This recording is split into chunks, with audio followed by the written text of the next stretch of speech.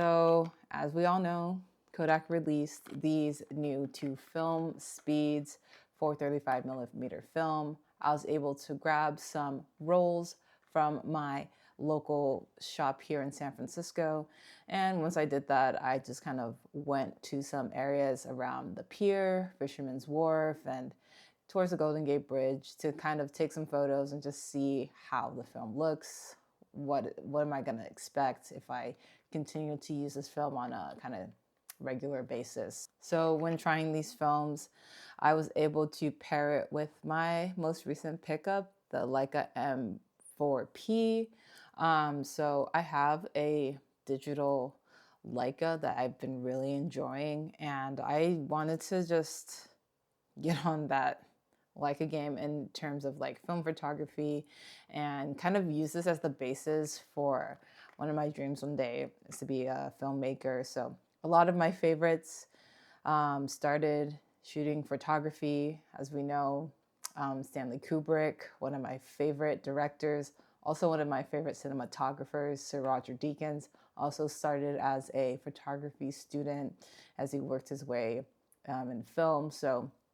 And a lot of like the other photographers I just like in history, everyone had a Leica. So kind of understanding like the history behind that and how I can incorporate this legacy and this brand into what I would like to do moving forward. But yeah, I was able to use this camera. I have a 35 millimeter lens, the Voigtlander Norton Classic 1.4, and then I also have a collapsible lens like a Elmar. It's a 2.8 lens, 50 millimeter. I really like shooting 35. It helps me get like more of the environment and things when I lay out a scene. But then also there are sometimes I want to get close, but I don't want to get too close to people. So I was able to find that little Elmar lens on Facebook Marketplace. And it's been a great addition to have like one lens on each of the bodies I own and just kind of interchange from there. So once I got off of work last week, I decided to go to the pier. I was by Fisherman's Wharf, and there's a place I love to get seafood. I haven't gone in like so long, so that's the first place I hit up. And then I was just practicing how to load my film into this camera. So just a new system kind of coming from my previous camera, the Contax RTS2. You can see my little review of that camera up above. So I feel like it's a little upgrade, the same kind of black red features that I had on that SLR camera. It's still living on and strong in this other one, and I really like that I'm still able to get a lot of the crisp images that I expect from the Contax RTS2, and I'm still getting that from the Leica, which should be a no-brainer. But yeah, so I ended up walking around. I ate some of the food from the Codfather, place I got my fish and chips. And I kind of just sat around getting ready, enjoying the food. And then, as I said, I was trying to set up and put the film in this camera. So just moving from an SLR, when you like unhinge the back and load the film, make sure it catches. That's the one thing I like about this. I'll probably do like another video just giving my impressions of this camera and how I've enjoyed it so far. I like the fast spoolie system. So like I always know that the film is in there and it's advancing. I haven't had any issues loading my film. That's one thing with the other camera I had. I would just get like, sometimes it won't latch. And then by the end of the day, I'm like, wow, I didn't shoot anything. So the first part of my day, kind of walking around, I used the Kodacolor 100.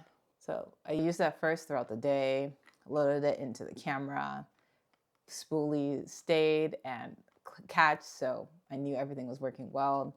Just walking around and trying to get my bearings actually around like street photography, a little bit more different pace than I'm used to shooting medium format. I always like take my time, compose, shoot, measure the light, then shoot.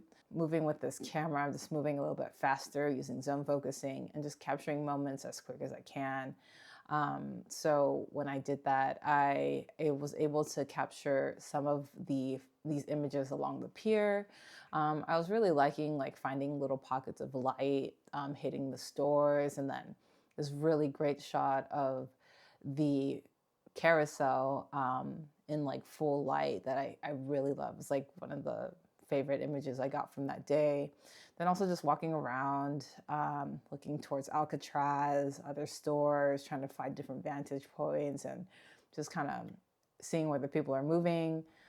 So able to capture those images, and here are some of those right now.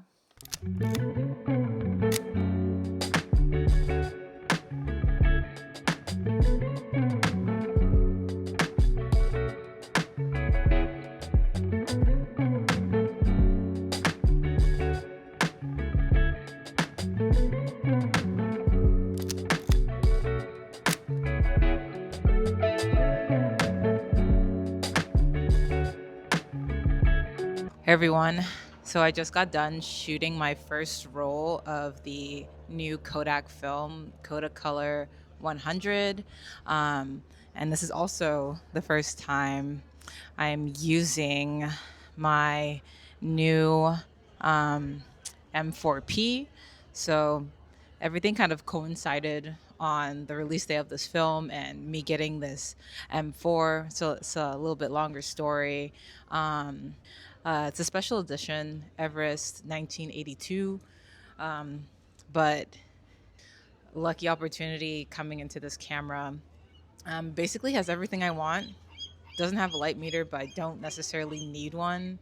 And so I came here to Pier 39 here in San Francisco, and I've just been taking photos and just getting used to shooting on this camera body. And I finally finished my first roll, so gonna be like rewinding this and taking it out for first roll of shooting, and hopefully for many more to come. Okay, so I'm like taking the film out of this now. So with this camera, the MP2, sorry. So with this camera, the M4-P, it has like the fast spoolie system and everything, which is a little upgrade from the M2. So basically, what I'm doing right now, I'm just rewinding the film, put that on the reverse, and then just rolling it out here. And it's okay. Sorry, these are all like first impressions, so it's actually like pretty sturdy. I usually put like my ear to it to hear where, oh, feels like it came off. Okay, and I think it's done. So let's see.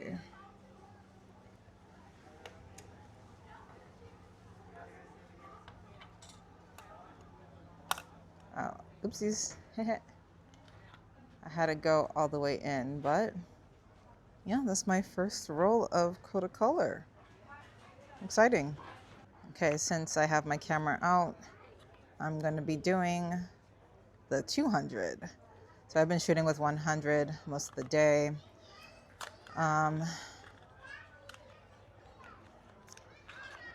But like around 5 o'clock right now.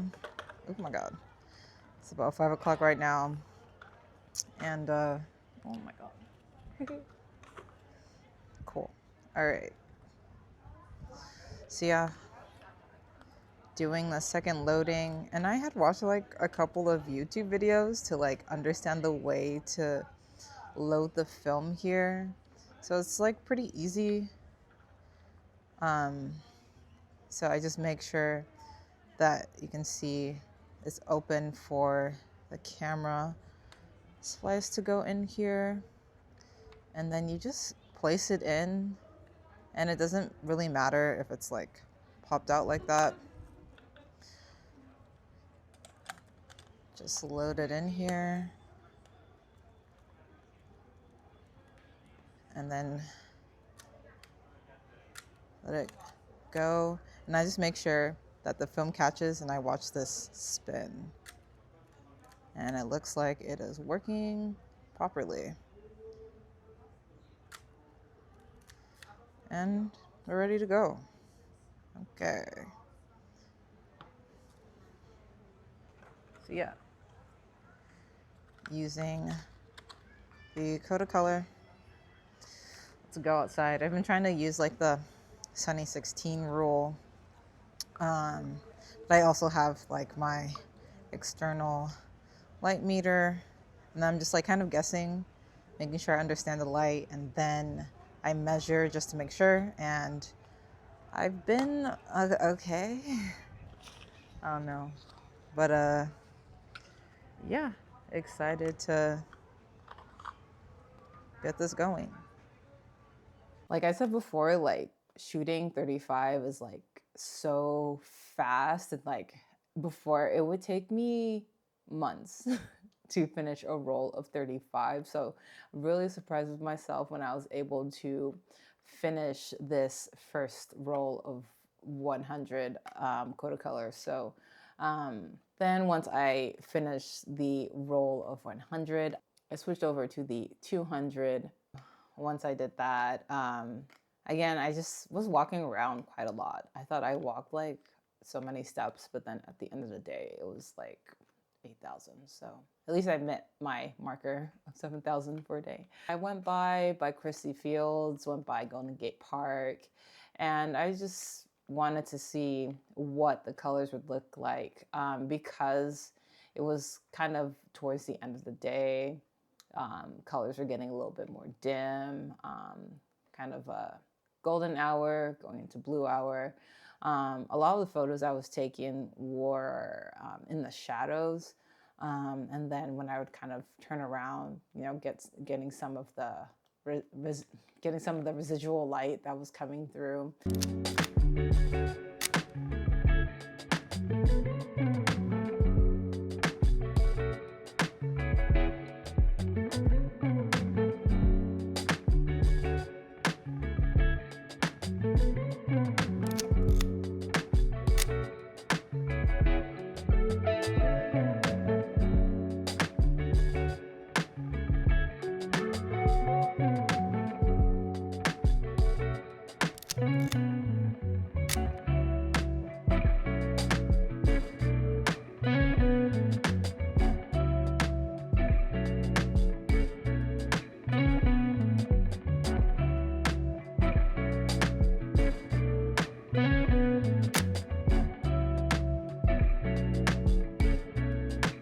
But I think I captured some great moments with this film stock.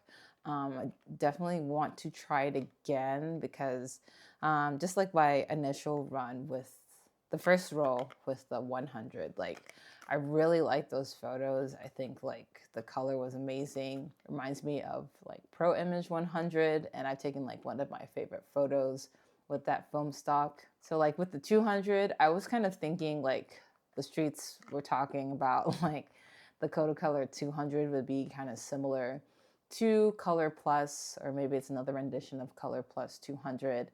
When I use Color Plus 200, I know it has like very bright, like more on the orangey side, more warmer. But when I took photos with the 200, I was getting a little bit more cooler tones. So I don't know if it was the time of day or whatever, but definitely need to try these film stocks again just to get the consistency in the photos and really know like this film grain and the characteristics of it, so I can like have consistency first of all. But this film is at a good price. So the other 35 millimeter films around this price range are also the Pro Image 100, the Color Plus 200, and that's like within the same, I would say, same range. And then you're going from like your Ultra Max and Gold 200, and then, you know, into the Portras and Ektar and all of that. But no, the price of like developing your film, getting all the scans, like that's kind of increasing a lot these days. So more bang for your buck. You still get the 36 images, 36 frames. If your camera can like add another frame, you know. I would say these are pretty good. Like I mostly shoot Kodak films. For my consistent colors, I really like using Portrait for 100 and Gold 200 and 120. So I'm still feeling my way around around 35 millimeter and trying to find my go-tos for that medium. But I definitely like 100, Kodacolor 100, and the images it gave me. I also like Pro Image 100, so those are always good. And also the Color Plus 200, which is like also called Kodacolor on the canister, but pretty good films. Would definitely try again. I have like a roll of each of these remaining, so I'm probably going to do another round of these when it's sunny in the city, or try and like go to the beach or something so I could try these out again. But yeah, let me know what you think of the images. Again, I really like the color rendition of 100. Gave me the tones I was looking for, and the latitude when I do like my color grading and everything. So looks great. 200 gave me just a bit of cooler tone. It might be the way I color graded it, but again, gonna be trying it one more time and seeing what I get from that. So let me know what photos you liked. Would you be trying out these film stocks? Is this something that you wanna, you know, add to your repertoire? Thank y'all so much for watching. I really appreciate the time you took to check this out. Let me know your thoughts down in the comments down below. Is this film something you want to be trying? Is it something you're going to add to like your regular arsenal once you get your hands on it? Would love to know. Check me out on Instagram. Check out my website for more photos. And yeah, I'll see y'all on the next one. Thank you so much. Peace.